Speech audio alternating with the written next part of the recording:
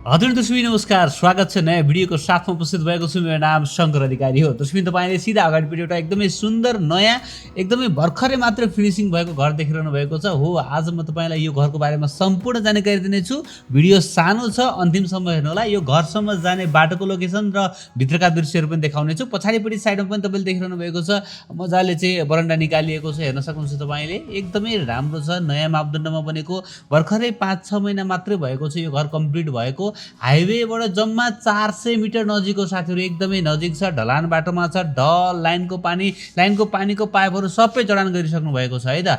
माथि modular kitchen set सहितको एकदमै राम्रो घर छ साथीहरू। भित्रका दृश्यहरू पनि देखाउने छु। सुरुमा मैले तपाईँलाई यो थानकोट बजार देखाइरहेको छु। हेर्नुहोस् त, यो थानकोट बजार देखिरहनु भएको छ नि तपाईँले।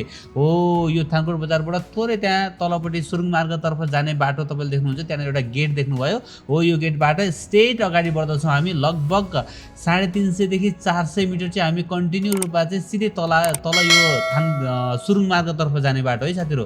सुरुङ मार्ग नपुग्दै सुरुङ मार्गतर्फ जाने बाटोमा यहाँनिर चाहिँ तपाईँले घर देख्नुहुन्छ, यो गोलो घेरा हेरेर जुन गोलो घेरा लगाइदिएको छु मैले भने। साइडबाट चाहिँ हामी अब यहाँनिरबाट चाहिँ टक्क मोडिएर आउँछौँ र टक्क यो घर चाहिँ बिक्रीमा रहेको छ है त। तपाईँले देख्न सक्नुहुन्छ। अलिकति कन्फ्युज हुनुभयो भनेदेखि अहिले एकैछिनमा म तपाईँलाई अर्को सानो क्यामेराबाट खिचेको बाटोको लोकेसन पनि राखिदिनेछु है त।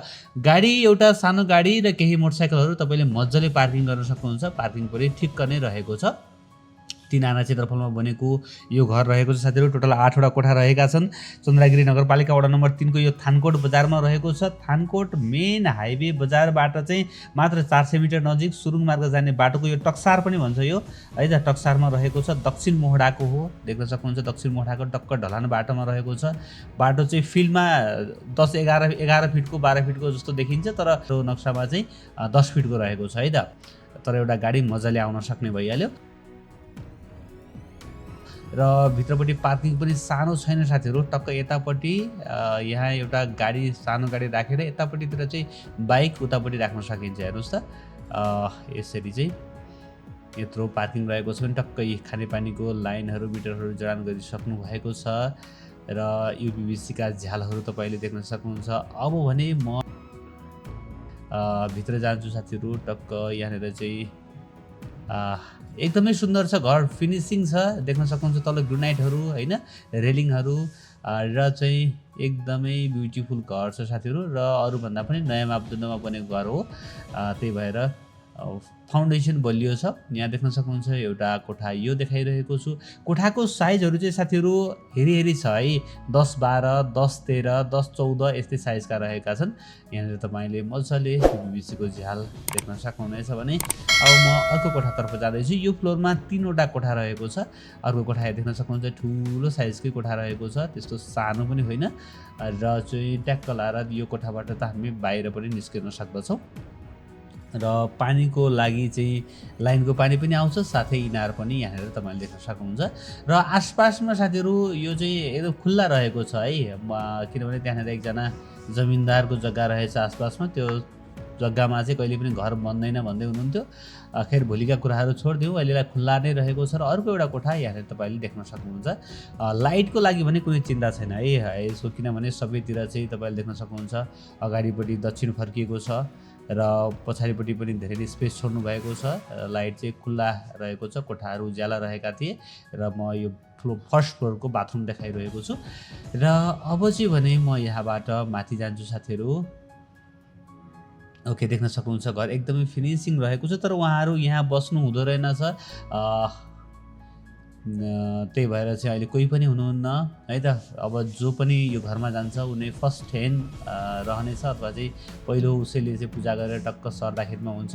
यहाँनिर माथि चढ्ने बित्तिकै चाहिँ तपाईँले यहाँनिर एउटा लिभिङ रुम देख्नुहुन्छ भने यहाँ बाहिरपट्टि निस्किनको लागि टक्क बरन्डा यहाँनिर देख्न सक्नुहुन्छ। ओके, यो ब्युटिफुल झुमर देखाएँ मैले तपाईँहरूलाई। र यो कोठा एउटा भयो। र माथि जानुभन्दा पहिला अर्को एउटा यो बाथरुम, यो फ्लोरको लागि बाथरुम यहाँनिर रहेको छ भने 2 वटा कोठा पनि तपाईँले देख्नुहुनेछ। यो फ्लोरमा पनि 3 वटै कोठा रहेको छ। र यो कोठाबाट पनि चाहिँ हामी बाहिर निस्किन सक्छौँ अथवा बरन्डामा जान सक्छौँ है त। ओके, यहाँबाट पनि हामी टक्क बाहिर निस्किन सक्छौँ। घर एकदमै सुन्दर छ साथीहरू। टोटल चाहिँ 8वटा कोठा रहेको छ। तपाईँले 2वटा तला देखिसक्नुभयो, 2 तला अथवा चाहिँ 6वटा कोठा देखाइसकेको छु। अर्को एउटा कोठा यहाँ देखिरहनु भएको छ। र अब भने म जान्छु माथि टपमा है त। घर एकदमै बलियो राम्रो रहेको छ साथीहरू। मैले जस्ताको तस्तै तपाईँहरू माझ राखिदिएको छु। एकपटक अवश्य पनि घर भिजिट गर्नको लागि जानुहोला। माथि टपमा पनि यो बाथरुम देखिरहनु भएको छ भने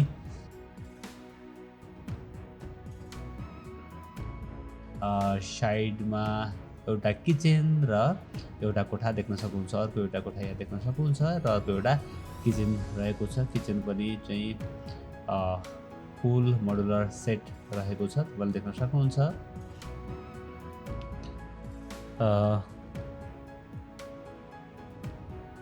एउटा सानो गाडी र केही बाइकहरू मजाले पार्किङ गर्न सक्नुहुन्छ साथीहरू। 10 फिटको ढलान बाटोमा रहेको छ। ढल सप्लाई भएको छ। लाइनको पानीको सुविधा रहेको छ। 10,000 लिटरको पानी रिजर्भ ट्याङ्क पनि रहेको छ। ग्रेनाइट रेलिङ, मोडुलर किचन हैन, इनार रहेको छ। त्यस्तै गरेर चाहिँ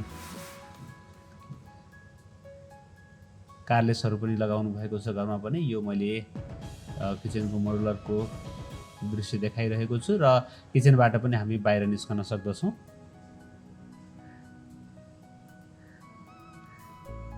ओके, अब चाहिँ भने म तपाईँहरूलाई माथि टपमा गएर टपका दृश्यहरू देखाउने छु। र यतापट्टि साइडमा चाहिँ माथि पूजा कोठा यो सानो चिटिक्क यो पनि रहेको छ। माथिसम्म कम्प्लिटली चाहिँ ग्रेनाइट लगाइएको तपाईँले देख्नुभयो। उहाँ चाहिँ बेच्न खोजिरहनु भएको रहेछ। र ओके, यो सानो टेरेस देख्नुभयो। र अब माथि पनि जान्छु। यहाँनिर चाहिँ फुलहरू रोप्नको लागि चट्ट बनाउनु भएको रहेछ। ओके, अब यहाँ टाइलहरू पनि लगाइएको छ भने अब म माथि छतमा जान्छु। र नजिकै चाहिँ साथीहरू चन्द्रगिरीको केबल कारको ठ्याक्कै अपोजिट साइडमा रहेको छ। ठ्याक्कै यहाँबाट चाहिँ केबल कारको दृश्य देखिन्छ भने अलिकति उतापट्टि सुरुङ मार्ग रहेको छ। माथि 2वटा ड्रम देख्न सक्नुहुन्छ। नजिकै चाहिँ सुरुङ मार्ग रहेको छ साथीहरू। यहाँनिर नजिकै सुरुङ मार्ग रहेको छ। र चाहिँ यसको ठ्याक्कै अपोजिट साइडमा चाहिँ केबल कार, चन्द्रगिरीको केबल कार यहाँनिर रहेको छ। हेर्नुहोस् त, एकदमै मजाले घरबाट देखिने रहेछ। अहिले यो अलिकति धमिलो भएको भएर त्यति फोकस आएन। साथीहरू, अब म तपाईँलाई यो घरसम्म जाने बाटोको लोकेसन देखाउँदैछु। यहाँ देख्न सक्नुहुन्छ तपाईँले म चाहिँ कलङ्कीबाट थानकोटतर्फ अगाडि बढिरहेको छु। थानकोटतर्फ अगाडि बढ्दै गर्दाखेरिमा हाइभिजन कोलोनीबाट अगाडि बढेपछि यो चन्द्रगिरीको चेकपोस्ट हुँदै म ट्याक्कै चाहिँ यहाँनिर यो थानकोट बजारमा आइपुग्दछु। र यहाँनिर तपाईँले ड्रिम पार्टी प्यालेस देख्नुहुन्छ भने अलिकति अगाडि बढे पछाडि यहाँनिर चाहिँ तपाईँले देख्नुहुनेछ यो थानकोट बजार है त। ठ्याक्कै यही थानकोट बजारमा NIC एसिया ब्याङ्क रहेको छ। यो जुन राइट ह्यान्ड साइडमा हो, यो NIC एसिया ब्याङ्क कट्ने बित्तिकै अलिकति अगाडि यो चोक भयो। यो चोकबाट चाहिँ हामी राइटतिर लाग्दछौँ है साथीहरू। हो, यहीँनिरबाट चाहिँ अब चाहिँ भने हामी राइटतिर लाग्दछौँ। हेर्नुहोस् त, यहाँ तल एउटा गेट देख्नुभयो नि होइन। हो, यो गेटबाट भित्र छिरेर जान्छौँ है त। यसरी थोरै अगाडि बढ्दछौँ। लगभग 400 मिटर जति हामी तल गइसके पछाडि त्यहाँनिर टक्सार पनि भन्छ।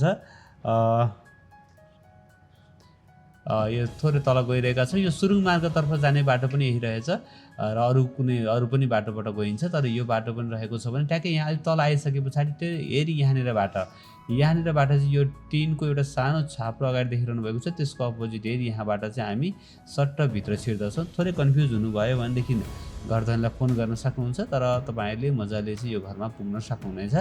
र हो, यही नै राइट ह्यान्ड साइडमा रहेको हो, यही नै घर रहेको छ। घरको बारेमा सम्पूर्ण जानकारी दिइसकेको छु साथीहरू।